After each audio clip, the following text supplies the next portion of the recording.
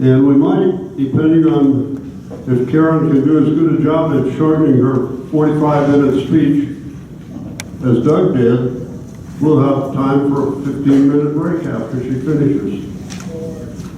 Karen MacNutt.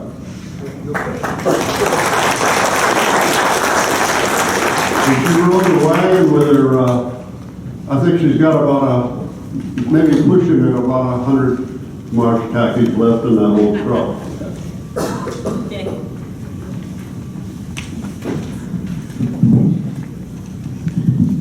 Good afternoon, everybody.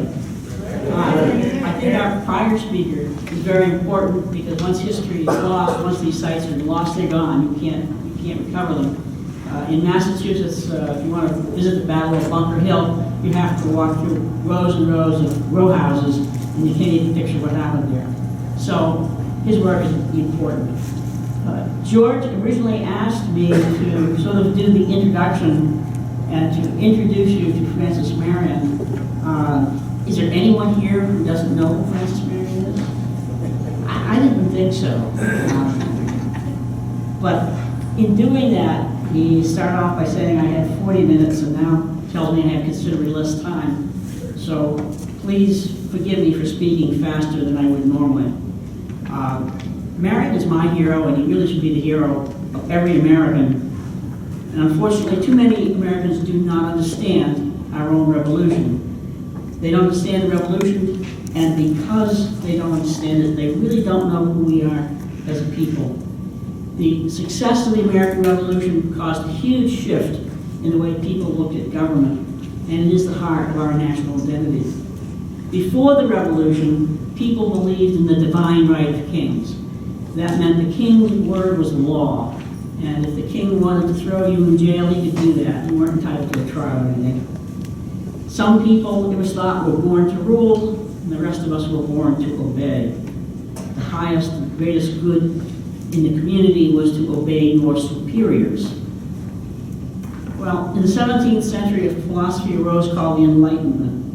And that philosophy said there was a natural law, a God-given law, that said all men had certain rights, and even the kings and governments had to obey those laws. And the other thing it said was that government derived its powers from the people.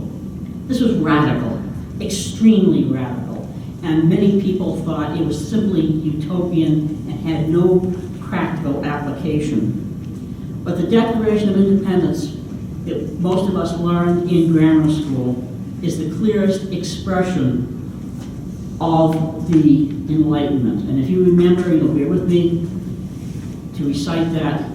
We hold these truths to be self-evident, that all men are created equal. That is, we're all equal before God. Nobody's better than anybody else by virtue of birth. All men are created equal, and they are endowed by their Creator, that is by God, with certain inalienable rights. Our rights come from God, not the government. The government might have the power to take your rights from you, but it does not have the authority to take them, because they're God-given rights. That among these are life, liberty, and the pursuit of happiness. Life means they can't just execute you on a whim. Liberty means they can't throw you in jail just because they feel like it and keep you there without a trial. And the pursuit of happiness means you have the right to acquire and hold property, and the right to determine your own good in your own way, as long as you don't interfere with other people's rights. These are important. But the most important part comes next. It says government is instituted amongst men, deriving its just power from the consent of the government. The governed. And the highest purpose of government is to protect your rights, not to impose its will on you, but to protect your rights. The second big concept of the Enlightenment we find in our Constitution, and it states that government is the creation of the people. It serves the people, and the people have the right to change it. This is not utopian. It was thought to be so before the American Revolution. But by the Revolution, it was established and it became reality. And Frances Marion, according to his contemporaries, was wedded to the cause of liberty. And everything else, wealth, the charms of the fair, everything else fell to his pursuit of liberty. And this is very important for us today because the men of the revolution and the women of the revolution pledged their lives, their fortunes, and their sacred honor to achieve these goals. Winning the war was only part of the problem. The second part of the problem, to be successful, was to establish a government based on those principles. Without that government, the war would not be a success. In France, they had a big revolution, and it turned to chaos. And Napoleon came in and restored order and made himself a dictator. Francis Marion and the men and women of the American Revolution not only won the war, but they established a government that has lasted until today that incorporates the rights and the values of the Enlightenment. And because they did that, all the advances in human and civil rights come from their work, come from the work of the revolutionary generation in the United States. Now some will say, well, some of the people in the revolution owned slaves. And modern people will disrespect them for that reason. But these men were born in a world where slave owning was common, it was practiced by every nation in the world and every ethnicity. The men of the revolution and the women of the revolution should not be criticized because they did not complete the ideals of the Enlightenment. We today have not completed those ideals. It is a work in progress. And it will always be a work in progress because somebody will always say to you, compromise freedom for security. And that's a false promise. The men and women of the revolution need to be honored because they started the process. And if they had not started the process, it wouldn't have gone anywhere. So who was Francis Marion? He was a man who was willing to give everything he had for the sake of self-government, for the right, your right, to have a government responsive to you, for your right to vote, for your right to elect your officials. He was willing to give everything for that. He grew up on the frontier. He was a small planter. He fought in the Cherokee War. He didn't just go out and fight Indians because his allies in that war were also Indians. His allies included the Chickasaw and the Catawba Indians, and the Mohawk Indians, and the Stockbridge Indians. So he was there to protect the settlers, not to necessarily attack Indians. By the 1775, he immediately sought to be commissioned in the Army of the United States, in the Continental Army, and he fought admirably. Going forward to 1779, he became by that time, a lieutenant colonel in command of a regiment. And as the prior speaker pointed out, by February of 1780, the British had besieged Charlestown. The city fell. Marion was not there because he had broken his ankle, and he was out in the country trying to recruit. But the British went out in the countryside, and they mopped up all the resistance. Waxhaws, which you saw up here. Bloody, bloody battle, where the British cavalry caught the Virginia Continentals and decimated them. Terrible, terrible battle. Terrible loss of life. The British mopped up all remaining resistance. And people ran into Charlestown to swear allegiance to the British Crown because they thought the war was over. But not Francis Marion and not Thomas Sumter. They kept up the fight. Marion went back and joined a second Continental Army coming south from the north under first DeKalb and then under General Gates. But so few people from South Carolina joined that army, there were not enough men to reconstitute his 2nd South Carolina Regiment. He was a commander without a command. So he volunteered to come back to South Carolina, occupied by the British, to train the Williamsburg militia. And shortly after he left the main army, General Gates, who was in command of the main army, was caught at Camden, and you saw the pictures of Camden up here. And that was a horrible battle. It was a terrible defeat for the American Army. It's hard to imagine what happened at Camden that day. And if you'd like to read an account, Arthur Williams, who was the adjutant of General Gates and then later General Greene, wrote his memoirs, and we have a copy of them out there.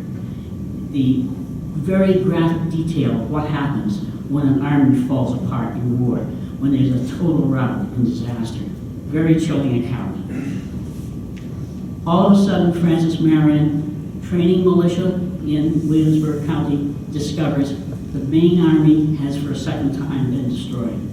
And Sumter, who had escaped that, was caught up by the British, and his little force was also destroyed. And now we have Francis Marion with the Williamsburg militia being the only operational American force in North, South Carolina, and Georgia. He must have felt rather lonely. He withdraws to North Carolina to the border, and there he joins up with Hugh Giles of what's left of the PD militia, John Irvin left with what's left of the Britain's Neck militia, and Hugh Horry, which is left of what's left of the Georgetown militia. And the three colonels decide that Marion is the most experienced, and so they name him to be the overall command, and that is the beginning of Marion's brigade, because a brigade has to have more than one regiment. And up to that time, he just had the one Williamsburg regiment. Things are bleak to be, they're really horrible for the American forces at this time. In the North, the war has stagnated. Nothing's happening. There's no advances.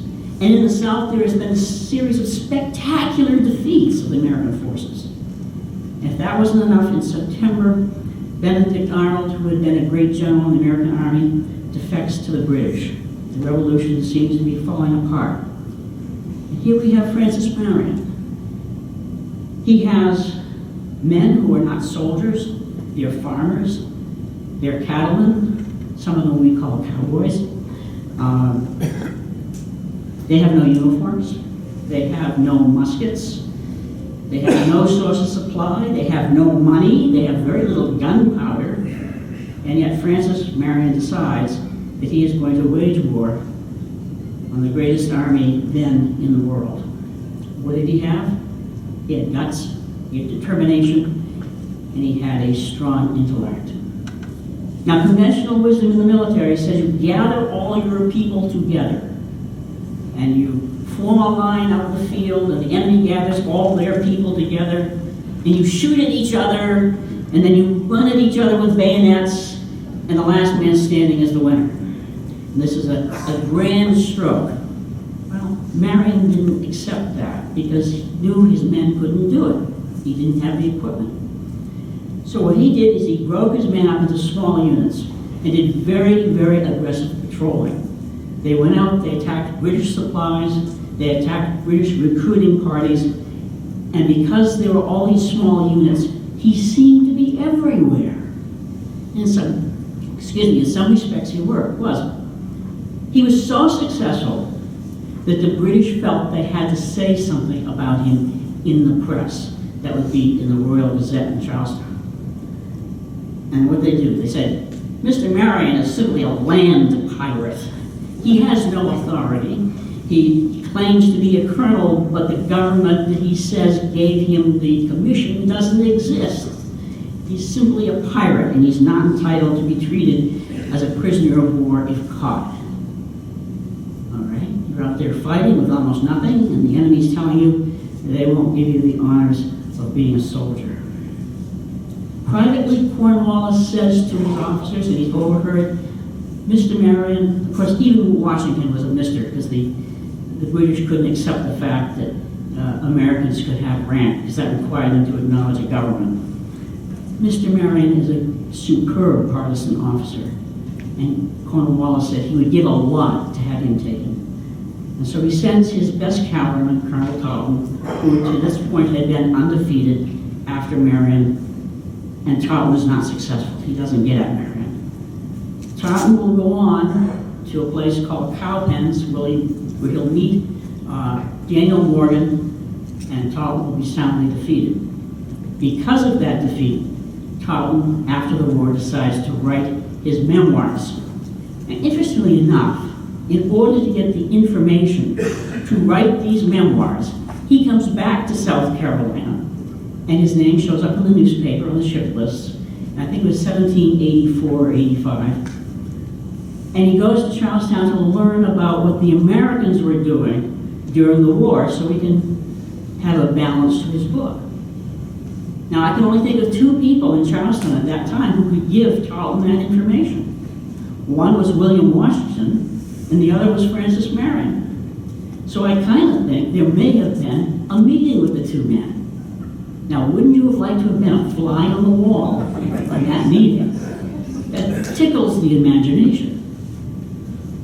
Well, when Taubman writes his book, he talks about Marion, and it's really a rather flattering account. I'm going to read it to you.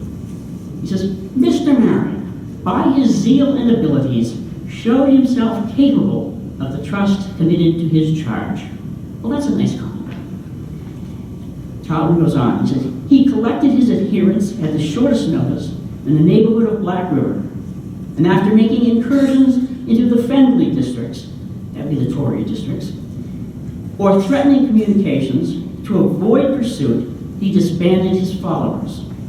The alarms occasioned by these insurrections frequently retarded supplies on their way to the army, and a late report of Marion's strength delayed the junction of the recruits who had arrived from New York for the corps in the country.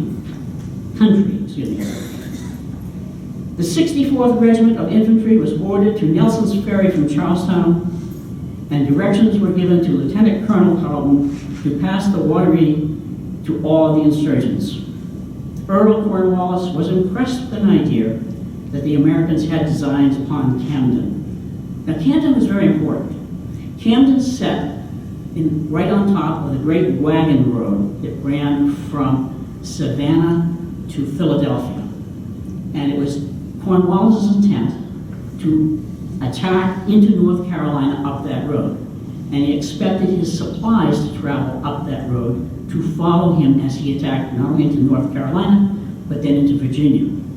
Now, the British Army did not draw all its supplies from the local countryside. It actually depended upon supplies coming all the way from England. So the British waited for ships to come from London and ports in England to Charlestown. They would then be put on boats. They would come up to Stony Landing, here at Monk's Corner. They would then go by wagon up the Santee River Road to Camden. So Camden was an important supply base for Cornwallis. He needed to preserve Camden. So Taubman continues.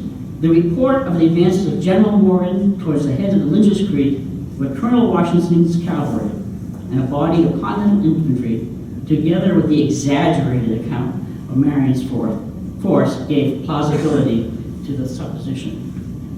Well, Taubman has told you everything which is true about the way Marion operated. It's an accurate summary. His tactics and his success were to disrupt the command and control of the British Army. Rowden would later say that he couldn't get a messenger up the road to Camden without at least 500 men to act as their guard. Marion went into the districts where the loyalists were strong, and he prevented them from forming into companies. He interdicted supplies going to the British Army.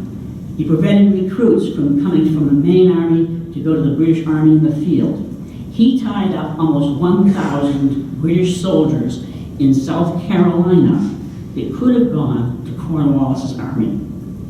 And while Sumter and Gates and Greene were fighting an 18th century war where they were gathering their men together for a grand army, for a grand stroke, Marion was fighting a logistical war.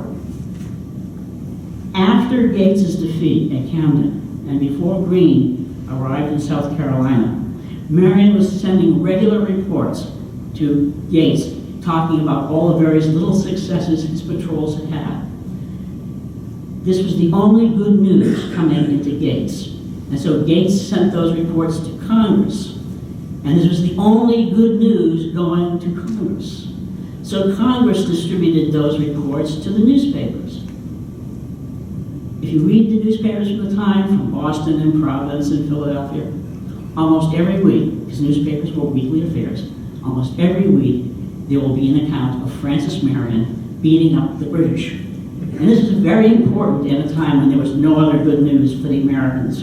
And it also showed you could beat up the British, and this was important that Americans knew this. So his reputation in the North grew tremendously. He's down in the swamps, he doesn't know what's going on. But up in Pennsylvania, they're naming counties after him. In Salem, Massachusetts, they're naming warships after him because he has become a household word. Now, when Greene reaches South Carolina, he expects Marion to give him a lot of help to create this grand army. But in fact, Marion had very few men with him and not able to be part of a grand army. To this extent, Greene is disappointed, and he discounts Marion's importance.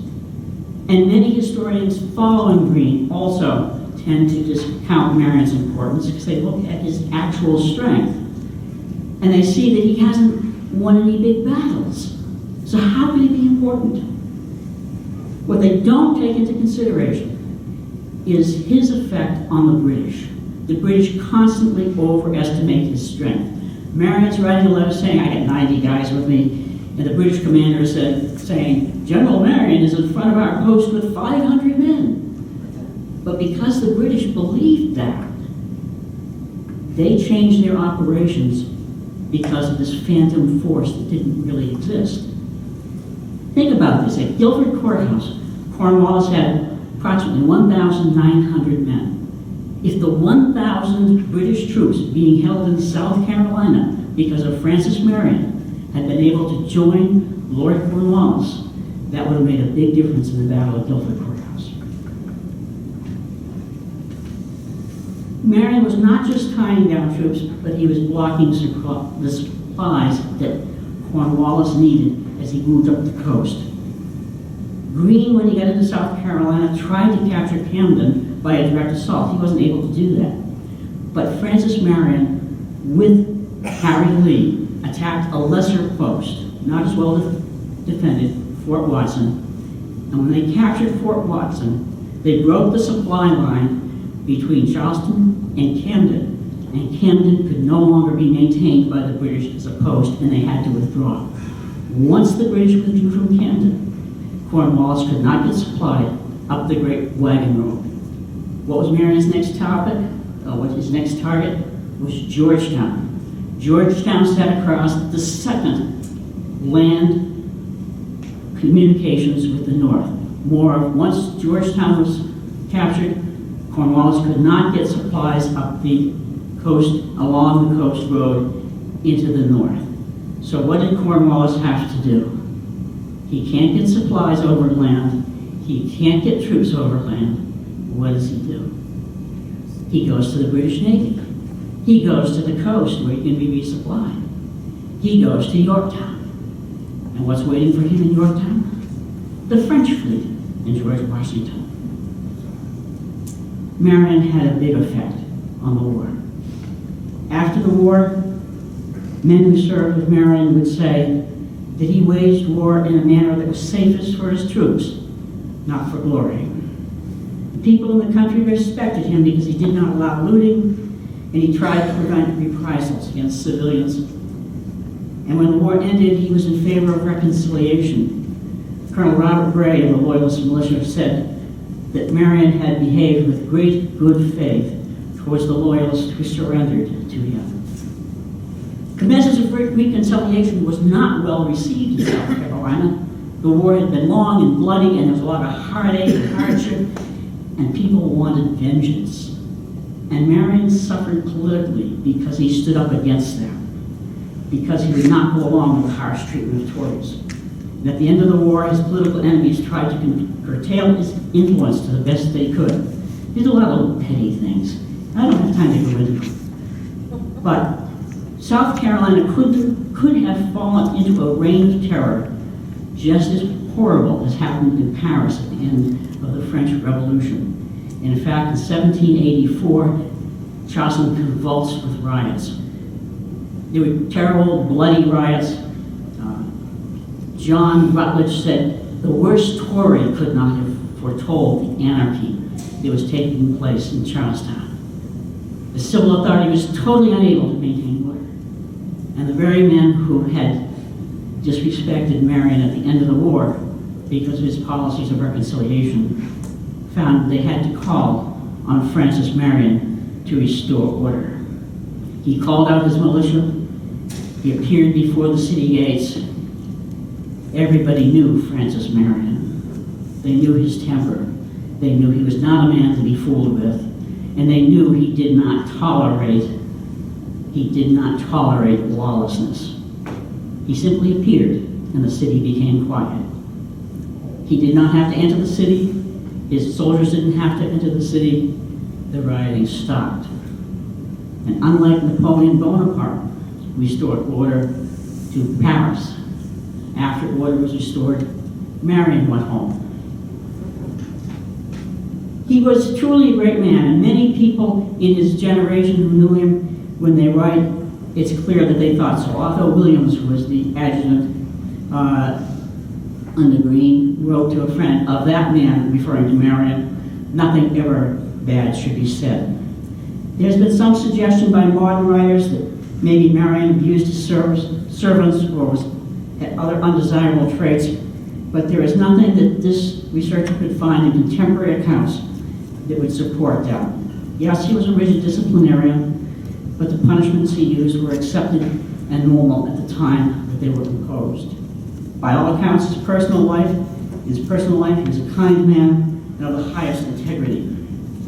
After the war, Harry Lee, who had served with him, wrote of Marion, "He was virtuous all over. Never even in manner, much less in reality, did he trench upon right. Beloved by his friends and respected by his enemies, he exhibited a luminous example of the beneficial effects to be produced by an individual with only a small means at his command, possessed a virtuous heart, a strong head, and a mind devoted to the common good." After the war, the general married but had no issue.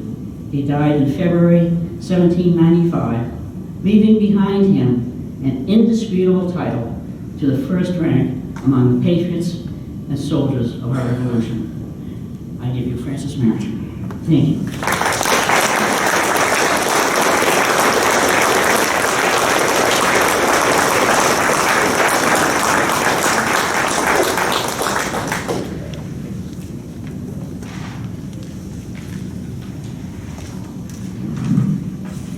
Well, two great presentations to start off, and let's take a 15-minute break. Well, maybe not quite 15 minutes. Let's take 10 minutes. Be back in at 3:30.